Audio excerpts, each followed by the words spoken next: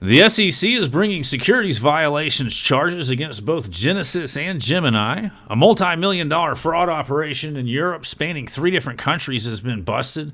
And the United States House of Representatives is establishing a committee to provide regulatory oversight of the cryptocurrency industry. That and more on the CoinSense Crypto Wire, your regular update of news and events regarding Bitcoin, Ethereum, the other digital assets, and the greater global geopolitical scene at large.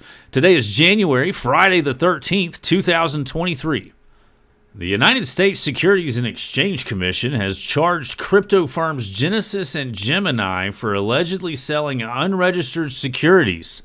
The charges relate to the EARN product, a high-yield product offered to depositors that the two firms offered in partnership. The Securities and Exchange Commission maintains that the EARN program netted the companies billions of dollars in crypto assets and is seeking permanent injunctive relief and civil penalties against both Genesis and Gemini. In response to the charges against Genesis and Gemini, U.S. lawmaker Tom Emmer criticized the Securities and Exchange Commission Chairman Gary Gensler's regulation through enforcement strategy, saying it hurts everyday Americans rather than protecting them. Gemini co-founder Tyler Winklevoss expressed disappointment with the charges, stating that they were counterproductive as the EARN program was regulated by the New York Department of Financial Services, and the exchange had been in discussions with the Securities and Exchange Commission about the product for over 17 months without any issues being raised.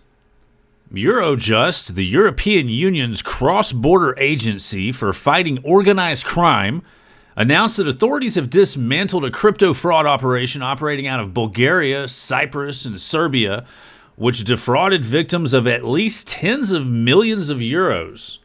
The operation involved 4 call centers and 18 other places searched, with 14 people arrested in Serbia and 1 in Germany. The network lured potential investors online, contacted them by phone, and made them to make small investments, which made initial gains, then encouraged them to invest more money, which they subsequently lost.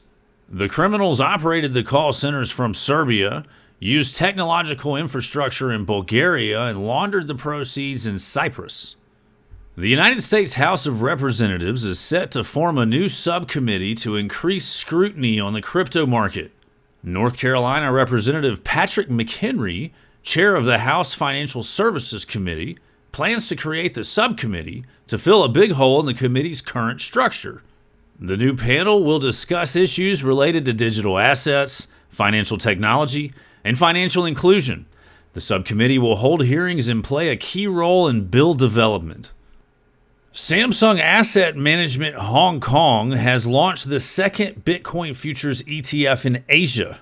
The ETF tracks the spot price of Bitcoin by investing in Bitcoin futures products listed on the Chicago Mercantile Exchange. Crypto.com is cutting its workforce by around 20%, citing economic headwinds from the downturn in the crypto market and the FTX implosion. The company has around 3,500 to 4,500 employees, and this round of layoffs would impact around 700 to 900 employees. Creditors of the crypto lender HODLNOT have rejected a restructuring plan for the company and are instead calling for a liquidation of the firm. HODLNOT froze withdrawals in August and was placed under interim judicial management during its exposure to the collapse of the Terra ecosystem last year. The downfall of Terra had far-reaching ramifications across the crypto market, setting off a chain of crypto firms collapsing, including prominent hedge fund Three Arrows Capital, crypto lenders Celsius Network, and Voyager Digital.